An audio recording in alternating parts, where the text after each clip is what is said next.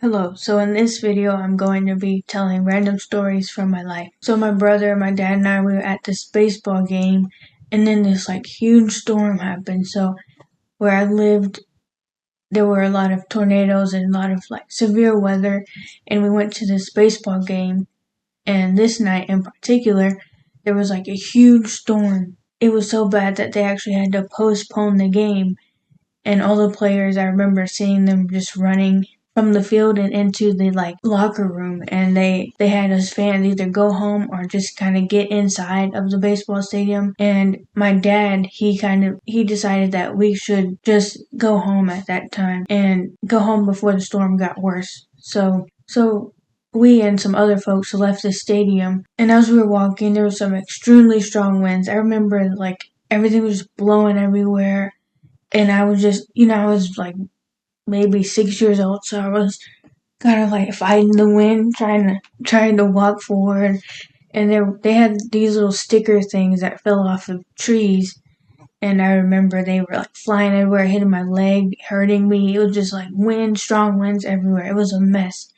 But we were walking in this for maybe 15, 20 minutes, getting back to our car from the stadium. It was super dark outside, super windy, and then we traveled back home, and as soon as we got home, after maybe 20, 25 minutes, we got back home, and as soon as we walked in the door, the tornado sirens rang. They're and they just were going off. And when I was younger, I was so terrified of tornadoes and tornado sirens. I actually had this huge phase where I was obsessed with learning everything I could learn about tornadoes, because they would always happen around our area and where we lived, so I was just hyper focused on that. But as soon as we got home, the tornado sirens went off, and my family, we did what we usually do, and that's just kind of shelter in place, go in the bathroom. That's what we did. We just kind of went there, and it was raining pretty heavily. It was dark outside, a lot of heavy winds. Tornado sirens were blaring, but it kind of all stopped after about 15 minutes. Everything was fine after that, but that was a pretty scary experience for me. We went from the stadium to travel there, and then, yeah.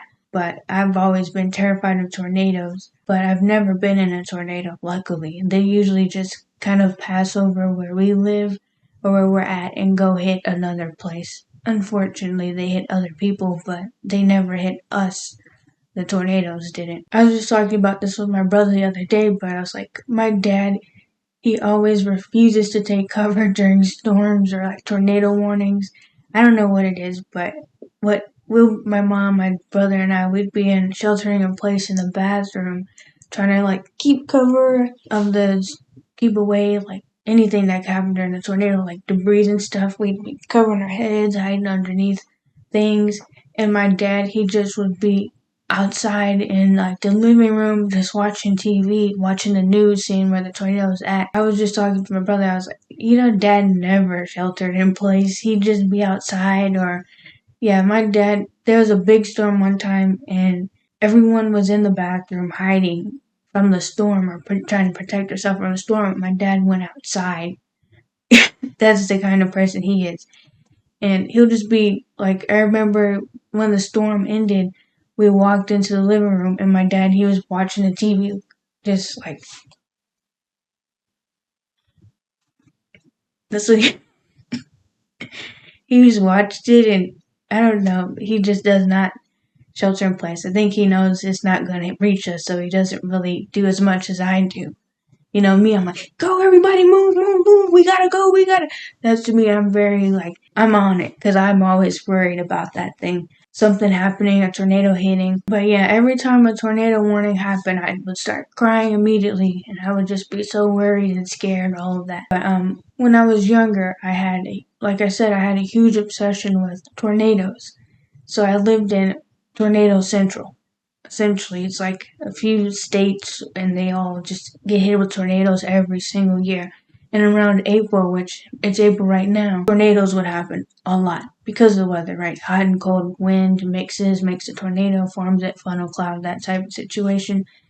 And we would have severe storms and tornado warnings every March. In April, sometimes a little bit before that, it was like clockwork every single year. And so I had this period in my life where I would be obsessed with learning about severe storms and tornadoes.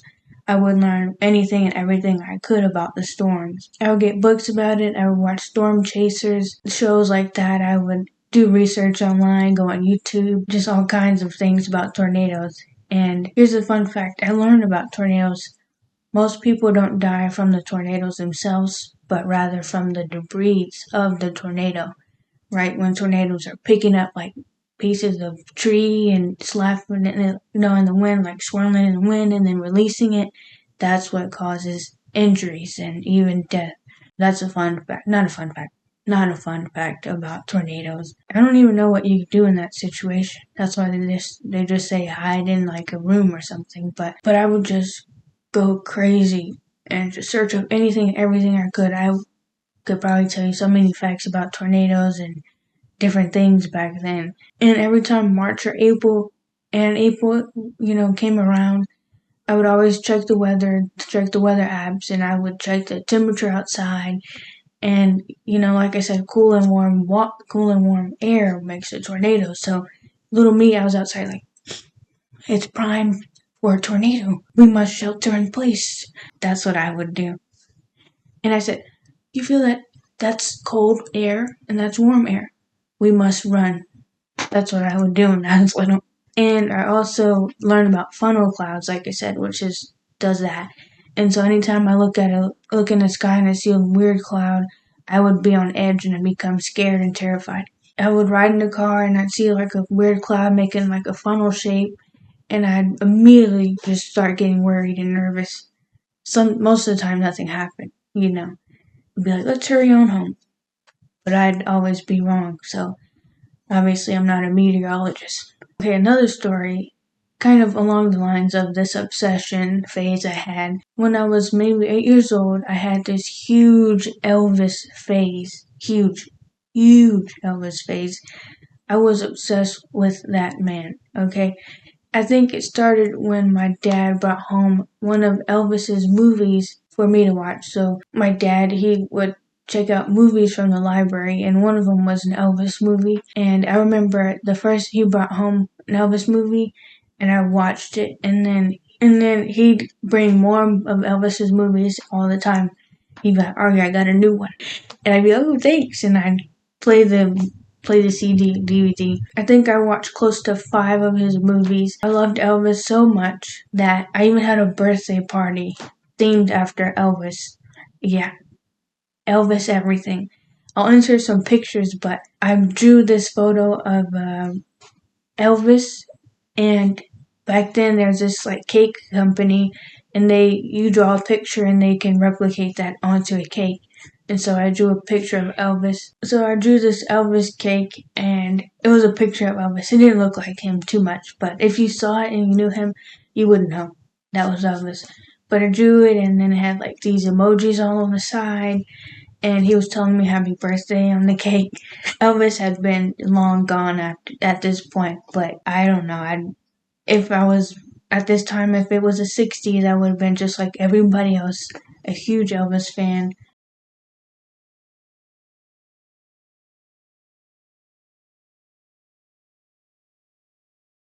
We also had, like I said, an Elvis themed birthday party, so we did pin the heart on Elvis.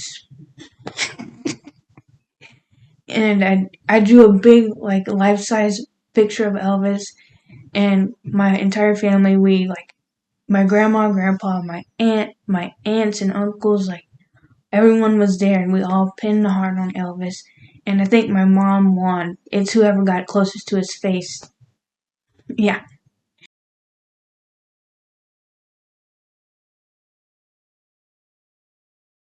And so we'd all like be blindfolded and take turns putting a heart on Elvis, and that's what we did. Yeah, but that's kind of my birthday. A hunk of love. You ain't nothing but a hound dog, crying all the time. Apparently that's a cover of a song from another artist. I'm not so much of an Elvis fan now, like at all. It was just a really weird phase back then. But I have no clue why I was obsessed with Elvis, but I was. Yeah, my entire family knew about it too. Like I said, they were at my birthday party, of course. And so much so that when we went to Memphis, we had a family vacation in Memphis. My dad specifically booked a trip to Graceland Mansion, which is Elvis's home, with me in mind. So he specifically went there for me.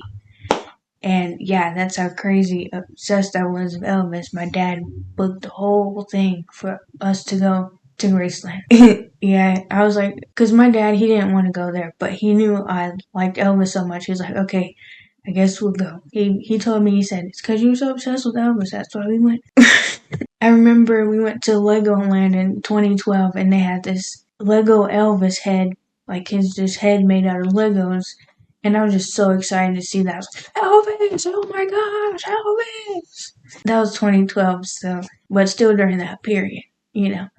But we ended up doing a tour of his Graceland mansion, and little Aria, I was not having a good time. You're like, what happened? Weren't you obsessed with Elvis? I guess that's the time that that ruined my Elvis phase, going to Graceland.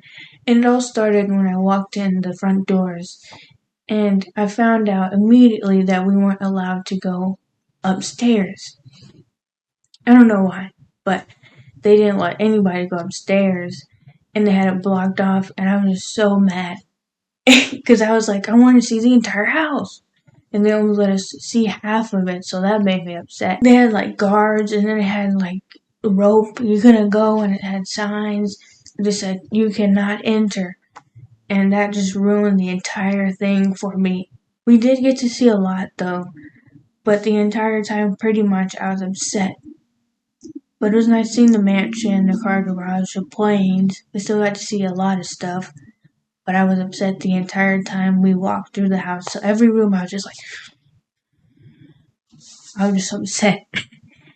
I let that one thing ruin everything. My parents were trying to figure out the entire time why I was so upset because I wasn't even talking. I was just angry, not angry, but like mad at the situation. Especially, they were a bit confused why I was upset, especially because, they all went there because of me and because they knew I liked Elvis so much at this time.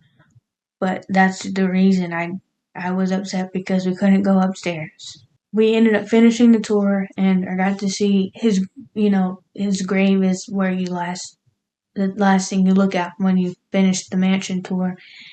And yeah, that made me tear up. I was like, even though I had known, just seeing that made it real. But towards the end, I did end up feeling a bit better about Graceland and the whole situation. I was no longer upset. I even got my own souvenir at the end of the tour in the gift shop, and it was a mini pink Cadillac, which I do still have. So it's wrapped up because I wrapped it up whenever I moved. I haven't opened it, but I'll open it for you right now. This is the first time I'm opening this in years. So here's the pink Cadillac. There you go. This is one of his famous cars.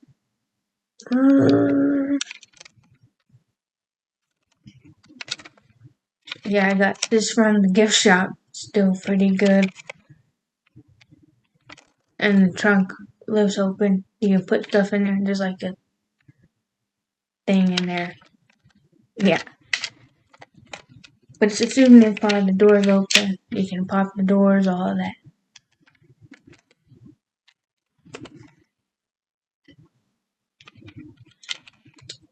But yeah, I got that from Graceland. One of the souvenirs, only souvenir I got. I don't even know how much it was. But I played with this. Pretend I was driving around. As I said, I mentioned it was a phase and I'm no longer a fan of Elvis. Definitely not obsessed with Elvis anymore. Just was a tiny, few months phase I had. I don't care for him anymore, and I don't watch his movies anymore either. But I am a huge fan of Anne Margaret, who was in an Elvis movie. So yeah. I guess to continue on with the theme of storms, this was a storm that happened when I was at my grandpa and grandma's house. It was tornado season again. We were there for, I think, spring break for a little bit, for like a week. There was this huge storm, one of the biggest storms ever, like that have ever happened, ever. Like me being there, never happened like that before. It was pitch black outside because, when storms happen, it's gotta be scary looking outside. And they told my brother and I to gather in the room, and they cut out all the lights in the house. The thing about my grandparents is they're like very scary. They're kind of like me when it comes to storms. They don't play around like that. They cut out all the lights because there's like electricity, the storms, it doesn't mix. Things can happen, lightning and things. I remember I brought my DSi into the room, and it's electronic, it's a video game. And I was playing a little bit while we waited out the storm, and my grandma, she told me, no, don't bring electronics in here. It can get struck by lightning. The lightning can come through the window and strike me right down. And I was like, no. So I remember I took my DSi and I threw it across the room into the other room and onto the bed in that other room because I was like, you're not striking me today, lightning. And I threw it across the room and ran back inside the room that we were originally in. This is how crazy you are about storms. They're a little bit crazier than I am when it comes to storms. But I had a water bottle, plastic water bottle, and I had it there. It was just laying on the floor, and I was like, okay. Well, I just had this water bottle, and then my grandma, she was like, no, don't have that plastic water bottle in here. It can get struck by lightning. You get struck by lightning, and so I was like, I can't have nothing. But I was scared to get struck by lightning myself, so I took the water bottle and I threw it again, so I wouldn't get struck by lightning. And as the storm was going on, it was very traumatizing storm, it's very dark and crazy storm. My grandparents proceeded to traumatize me and my brother even more by telling us this extremely scary story about one of our relatives. She was very young, walking home from school. There's a storm outside. She got struck by lightning. She didn't make it. And mind you, I was 6 years old. So that traumatized me horrendously. I was traumatized. I was like, why would you tell me this right now? I can't drink water. I can't play my DSi. I can't do nothing. And you talk about lightning striking. You talk about this. That was me. I was in there. I was spooked. I was like, why would she say that? But we sat in the pitch black as the storm passed through. Yeah, my grandparents, they want everybody to be super safe. You can't do this, you can't do that, because that's too dangerous, things like that. But I didn't need to be traumatized. But we didn't get struck by lightning, so I guess it worked. Okay, and the last story is a bit of a funny one, if you're not me. But, this is about the time I went X Games mode. It was kind of nighttime outside, dark outside, and I was going bike riding while my dad, he ran. So we went around the neighborhood and I was following behind him on my bike and he was running. And we were headed back home, but it was going down this hill like this. There's a hill that goes down like that. I was riding my bike and it was trash and recycle day. So trash cans were all along the side of the sidewalk, which is what I was biking on, the sidewalk. I had managed to dodge a bunch of trash cans and recycle bins as I biked down the road, but I ended up running into one. And I tried to veer out the way, but my bike handle hit the trash can, and I immediately go and fly off my bike. I flew off my bike. I hit the trash can and go. The bike stayed put, fell flat, and I kept going. And I hit the concrete boom. And then this lady whose house I was in front of, I hit her trash can. She comes out her house and she's letting her dogs out. So her dogs are running loose and she saw me fly off my bike and she's like, "Are you okay, sweetheart? Are you okay?" And I said, "I'm good." And I proceed to get on my bike and bike away. My dad at this point, he's gone. He doesn't even realize I just injured myself because he likes to wear headphones while he runs, so he's basically zoned out. You better keep up or you get lost. That's what it is. And so I'm on my bike. I get back on my bike and she's like, "Are you okay?" And her husband comes out and they're all like, "Are you okay?" And I just say, "Yeah," and bike away. like nothing happened. I don't even know if I think the trash can was still standing. That thing like flew me off, threw me off my bike.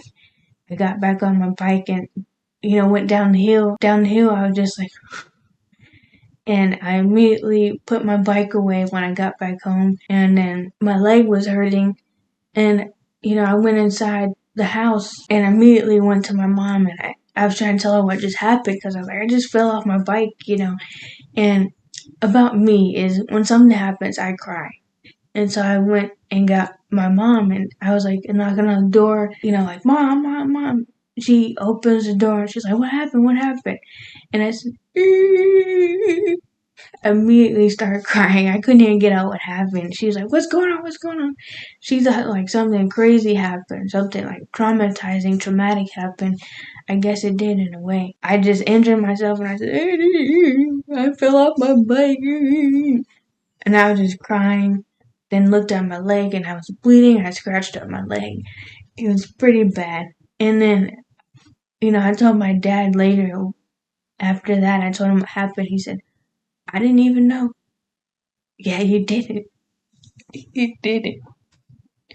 But my leg was tore up from the floor up. That's a little story time for you. Time I went X Games mode. I was like, going on the bike, and it was like, hit the trash can, boom. That's what I did. Probably funny, but not really. That's why you wear helmets when you bike. But that's it for this video. Thanks for watching. Let me know what your favorite story that I told is. And go watch my other videos. I have quite a few random stories from my live videos on this channel. So give this video a like and subscribe to my channel. My goal is to reach 200 subscribers. I may possibly bake cookies or something. I already baked a cake for 100 subscribers. But I might do something for 200 because that's pretty big number. I'm almost there, so keep subscribing, keep letting that number get up. Subscribe to this channel, let's get that number up. And thanks again for watching. Don't forget to comment down below. Alright, I gotta go. See ya.